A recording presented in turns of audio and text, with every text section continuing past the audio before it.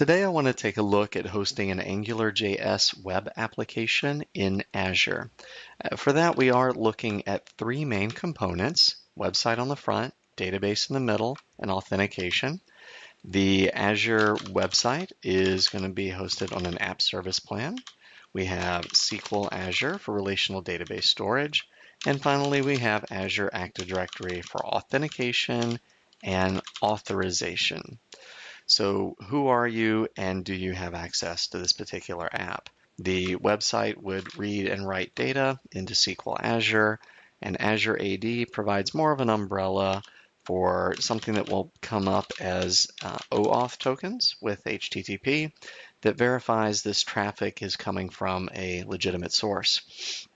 As part of this, we do end up with WebAPI endpoints that are reading and writing to SQL, and those are occurring over HTTP using GET and POST methods.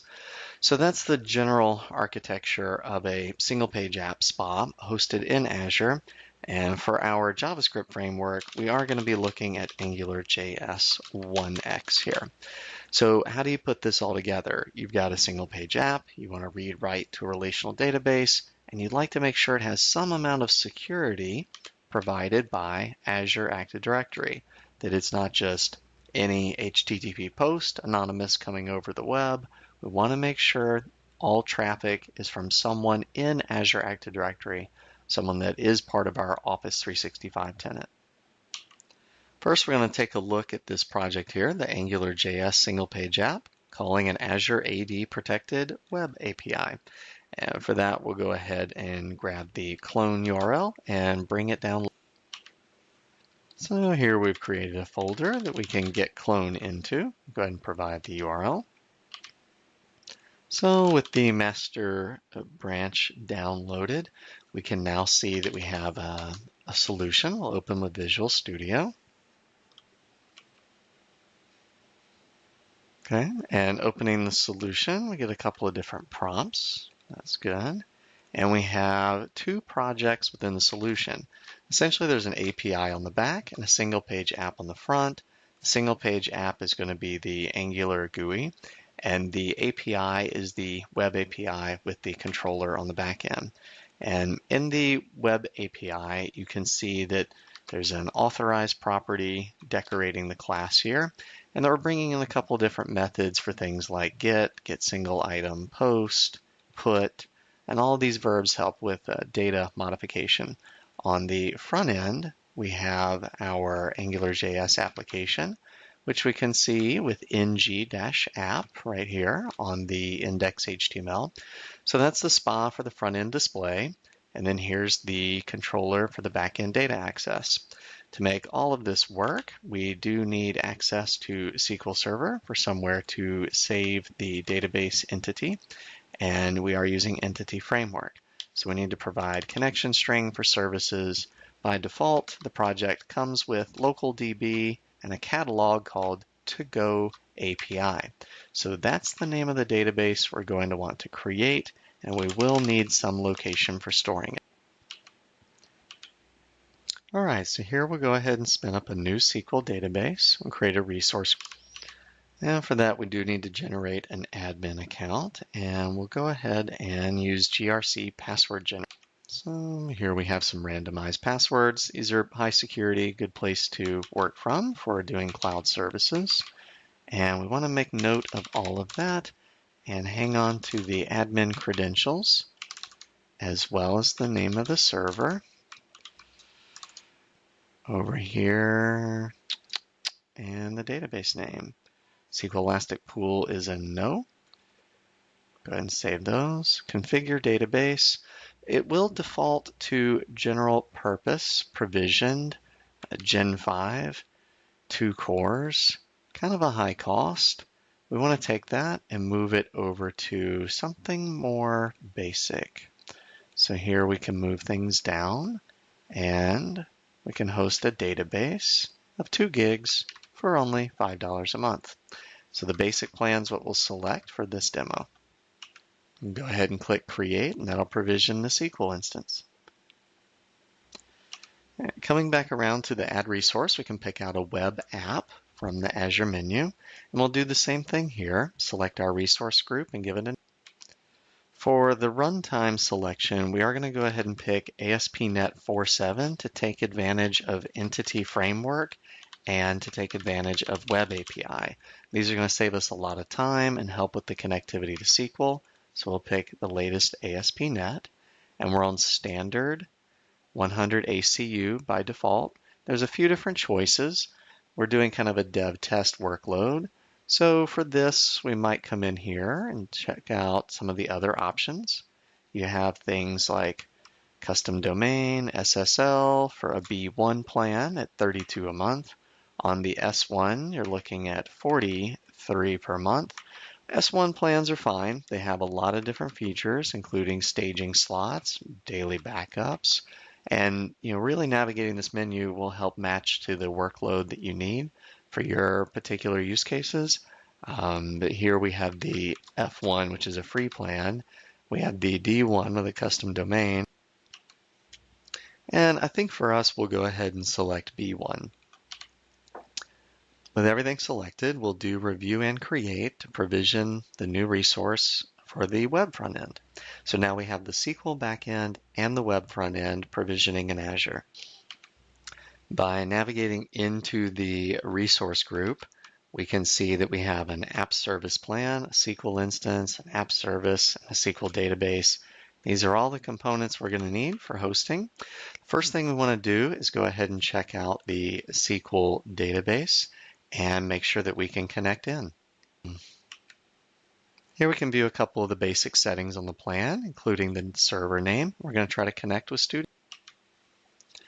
From SQL Studio, we can go ahead and pick out our authentication, use a SQL service account. And here we want to provide the same credentials we used during the creation. It does prompt that your client IP has not been added. So with that prompt, you can either sign in from SQL Studio, or you can come over here to the Azure portal, set the firewall, and add a new client IP. It will go ahead and pick up your current address and click Save. I like doing it from the Azure portal. It's pretty easy. Just do Add, Save, and then come back over to SQL Studio and try to connect a second time. So here we are connected into the SQL database. We see a single database, no tables, brand new. But we do have connectivity, we do have access, and that's really what we want to go ahead and verify, that we are connected into SQL. You can even run a test query just to make sure that your connection is valid by doing something like select @ version, which will echo back what type of SQL that we're running. This is SQL Azure RTM. So now that we have a SQL connection, we want to go back over to Visual Studio. In Visual Studio, we have a couple of different settings here. We've got local DB, data source, initial catalog, sort of a connection string and a path. This whole string here for the connection string needs to be replaced. And we want to use what we have from Azure. So we navigate back over to our instance. And there's actually a piece in here just for connection strings. It's in the top right corner. So we'll open that up and find the right one for connecting from .NET. When you copy paste it, you'll see an indicator for your password here in the middle. And we'll need to go ahead and grab that, copy paste to overwrite, and make sure that we have the latest. Good deal. Now we've updated our web config file with a location for storing data. It's a really good start. Okay, with our database connection string updated, we'll go ahead and run the project and see what we get. It opens up localhost, and we get an error, 404 not found, and this is coming from Azure Active Directory bearer authentication. Coming back over into our web config, what we'll notice is that there's a section for your tenant, your audience, and your client ID as to how to register this Angular SPA in Azure Active Directory as a known application that we do want to use for authentication. Coming into the Azure portal, we can open up the app registrations, and we don't really have much here. So you can do this manually and register a new app, put in a URL, give it a description, or we could leverage some automation. So here we have config, and cleanup and configure. Cleanup is to remove the app, configure the variables. We'll call this single page.NET app, localhost 44326. There's a tenant name, there's an app ID, and this is what we're going to be leveraging to go ahead and register the app, and we're going to be doing that using PowerShell. So what I'll do is go ahead and update things here, and we'll register the URL as app ID URL. Yep. Okay, good. And then configures the script that will log us in and use these variables to go ahead and provision a new app registration. So we'll open up a command window. So here on the PowerShell command line, what we're going to do is navigate into that same directory. And we are looking for the automation folder. So we'll go up a level, clear things out.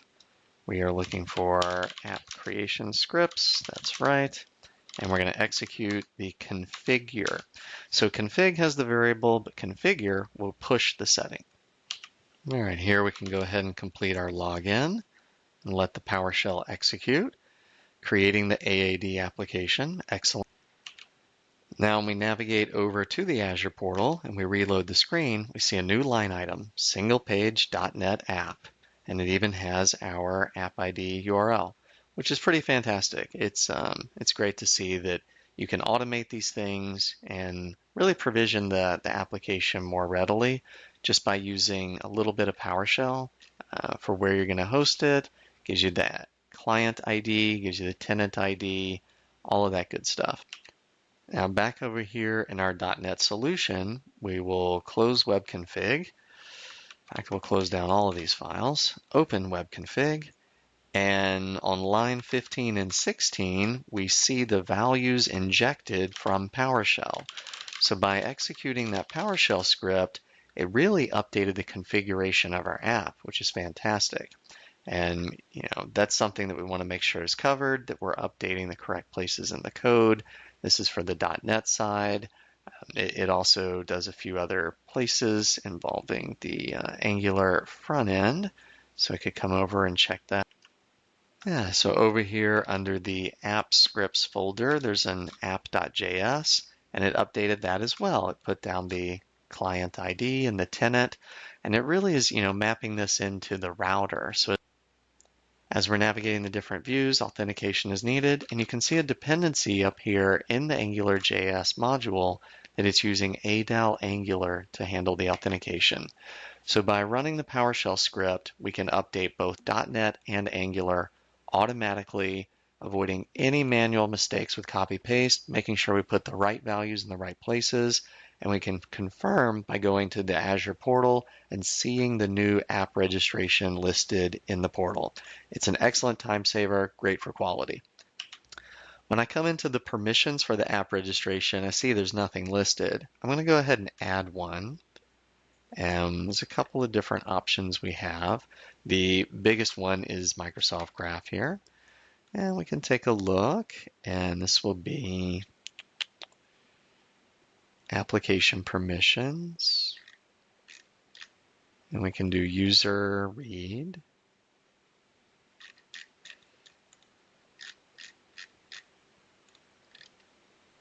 User read, sign in and read the user profile. So this is for the current user, right? This is for the current user of the application. And in our two different settings up here, we want to make sure we're using delegated for the signed in user, because really we only need that one for that one current local user. We'll go ahead and grant it on behalf of the organization with the admin consent and say yes. Here you get a green check mark on the right that says it's granted for the entire organization. You can sign in and read the current user's profile.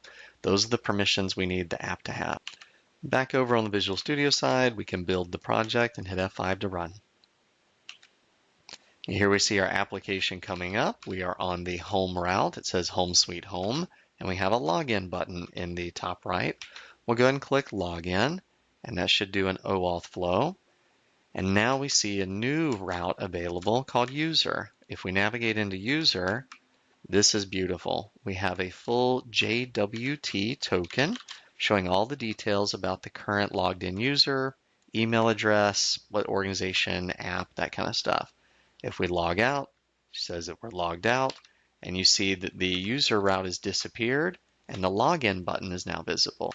If we log in again, we'll get a little pop-up, we'll get a redirect, stay signed in, yes, doing that OAuth flow.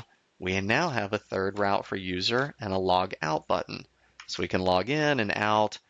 And this experience, it could be hosted anywhere. We've got the local host URL that we told Azure about. That's what it's expecting on the app registration, but we can really host the app anywhere. We'll look at that next with publishing to an Azure website. But having all of this context about who the current user is and that they are authenticated helps secure our application. Now for data connectivity, we're going to navigate into the to-do list route, and we're going to see an empty UI with no data added. Here we're going to type in everyone's favorite, hello world, and we'll even add another couple of test records just to demonstrate that we're doing multiple rows, multiple records, and that we are saving data. As we're doing that, we'll switch over to SQL Studio and go reload what the database has in the cloud. Here we have select add at version, but we see a new table called to do. We can right click on it and send a select statement to a new query, take a peek into that table, and we're going to see all of the data that we just added in the web GUI with an owner attribute that's unique to that token. This is unique to the user who's logged in. So this is a multi-user partitioned application that as you have more than one user connected, they can all manage their own to-do list. It is not shared data. It's something unique to that one particular user. And here you can see the owner properties, how it's marking things, and that matches back over here to the sub property. So we've got an application, it's authenticated, we're saving our data. This could be multi-instance based on the partitioning for owner, and it's all secured using Azure AD tokens. If you're not logged in, you can't execute these same data calls. Now, just to prove the point, we'll go ahead and add test number 4, and we got our network tab displayed at the bottom to show the network transaction. And here you can see status 204 and then status 200. The 204 is adding data. That's where we actually post the data and it comes back. And here's a big giant bearer token with all of our authentication. And we're sending it, here you go, test 4 with an owner attribute. Fantastic. Yeah, and then it comes back with a reply of 204, which means that it saved the data successfully. So, looking at this, if we were to right click in Chrome and do copy curl bash, copying the one item as curl bash, we can actually come over here to REST Postman and import that text as a way of imitating the exact same request coming out of Postman. So we're going to name this one Postman number 1, send. There we go. There's the transaction executed.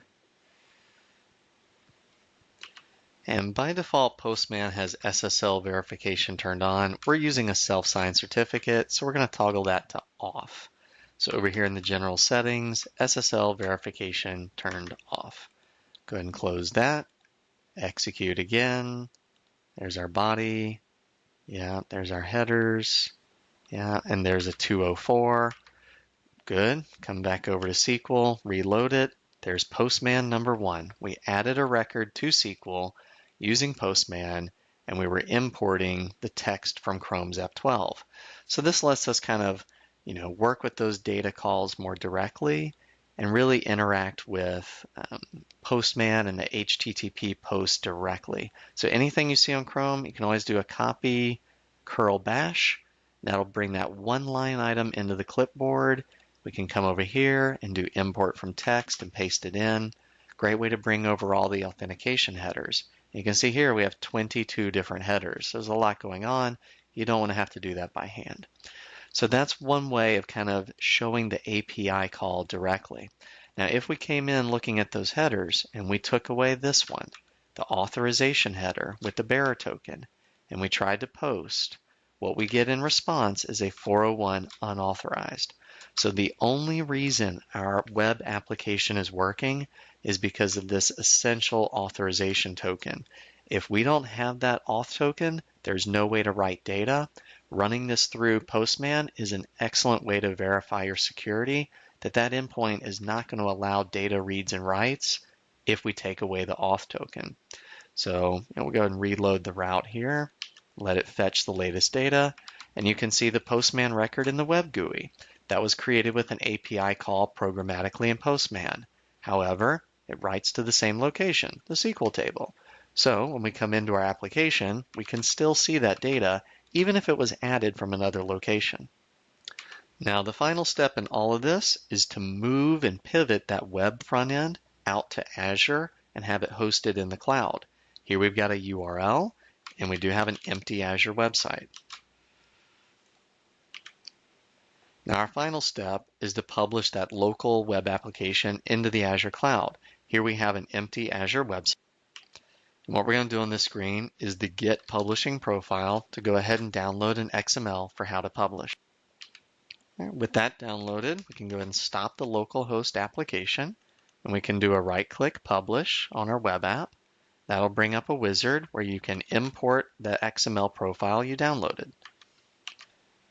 And here we'll go ahead and select the Publish Settings file that we downloaded from the Azure portal, and we'll click on Publish. All right. With that successfully published, we can see the URL and one succeeded down in our console. We'll go ahead and take a look at this and see what we have. Beautiful. Here we're looking at our application, Home Sweet Home, to-do list. You'll notice there's no user tab, but we do have a login button. When we click login, we get an error, and this is expected. The reply URL doesn't match what's expected. That's because we're hosting it in a different location than where we started out.